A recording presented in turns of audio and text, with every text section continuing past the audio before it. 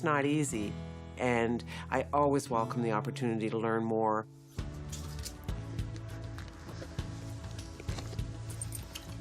So this is day 4 of the procedure, and what we've noticed is actually the foxes are really shy, and even if they hear voices around too close, they won't cache. So we're assuming that they probably won't cache if there are people in there.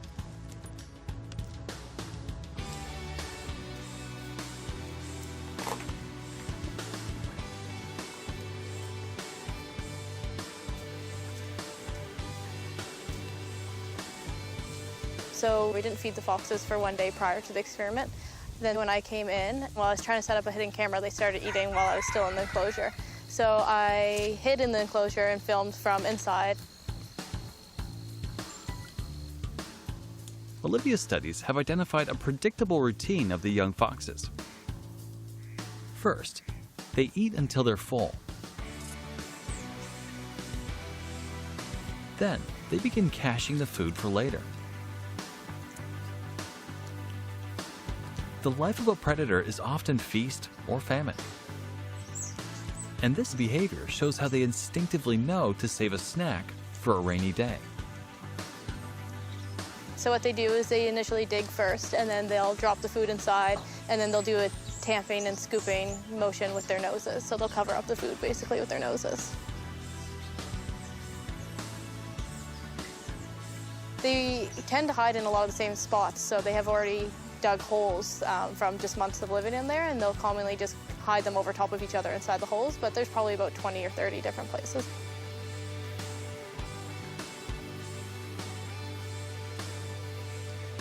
What we've noticed is there's one individual in there who seems to be dominant over all the others, and he'll chase them away from his cache sites or from places that he wants to hide food from, and they'll actually fight over it too. So they were doing that while I was in there.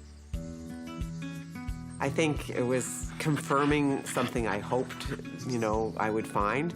There is a lot of natural instinct in every wild animal, and just seeing how they react and how they have that basic instinct, even though their mom's not there to teach them, was put my mind at ease. It's a unique opportunity for Olivia. What she has learned at the rehab might otherwise have required her to spend weeks tracking foxes in the wild. Next, time to round up the foxes. Watch that corner. And later, will Lexus the gray squirrel ever get to go home? Olivia has concluded her studies with the young foxes. For Hope, the research into instinctive behaviors provides some reassurance about their chances, which is important because these foxes aren't staying at the rehab any longer. It's time for them to return to the wild. But first, Hope and her team have to catch them, and it's not going to be easy. The foxes are fast and smart, so it's not always easy catching them. I've got a great group of people to go in and give this a whirl. Every year I say, it's going to get easier and easier, but we'll see how it goes. Let's go this. Yeah, let's go this. Okay, now let's move the... I haven't got it scruffed yet, but... Okay, scruffed and got... Okay.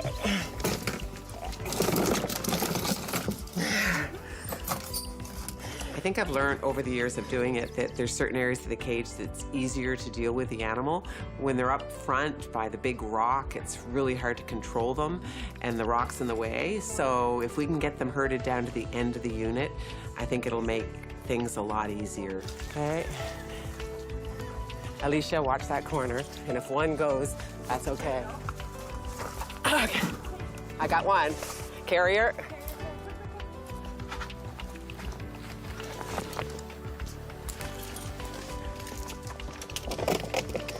Yes. Okay, one to go. Now, who's going to be strong and lift it up? I can lift it. Okay, let me... Does everyone have their corner? Somebody should be able to get him there. Good, Olivia. Oh, he's under the... Awesome, perfect. And the tail helps.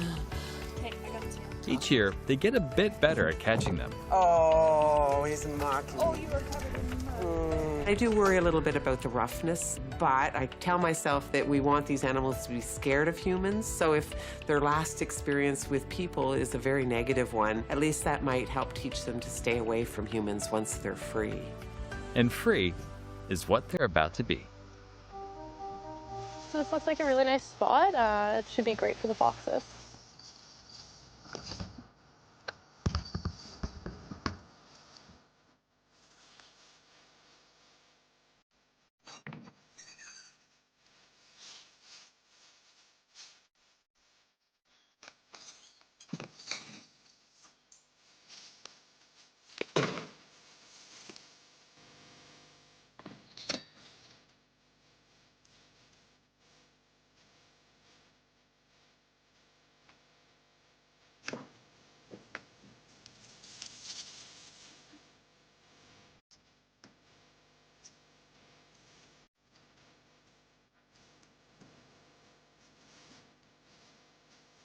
And just like that, the 3 kits that arrived at the rehab months ago are healthy foxes in the wild. A few weeks have passed since the gray squirrel that the staff have named Lexus first arrived at the rehab. She's been doing just fine and has already outgrown her cage.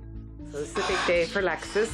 She's about 12 weeks old, and we think it's time to get her out to an outdoor unit because she's pretty well eating on her own totally now. And she's still getting formula, but she's also getting rodent block. So we're just getting her ready here to go out to her fancy new home.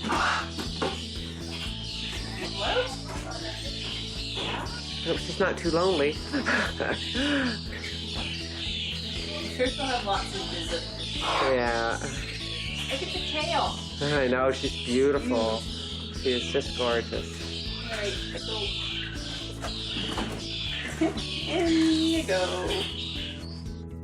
Lexus gets settled into her new outdoor home. And she'll need to get comfortable because her release status has become complicated. She could be at the rehab for a long time. And 1 year later, Lexus is still at the rehab. We've made arrangements to have Lexus released this spring. We'd found a gentleman in the valley that had other gray squirrels that lived on his property. So it was going to be great. It was sort of a soft release. But we also, at the very same time, had a visit from Department of Natural Resources questioning whether we should be able to, release Lexus where it is an invasive species. So right now, Lexus is in limbo. We're not sure if we're going to be able to release him or not. We're just waiting for word from Department. When we return, the future for Lexus and a new friend has finally been decided. But will it be in the wild? It's better than a life in a cage.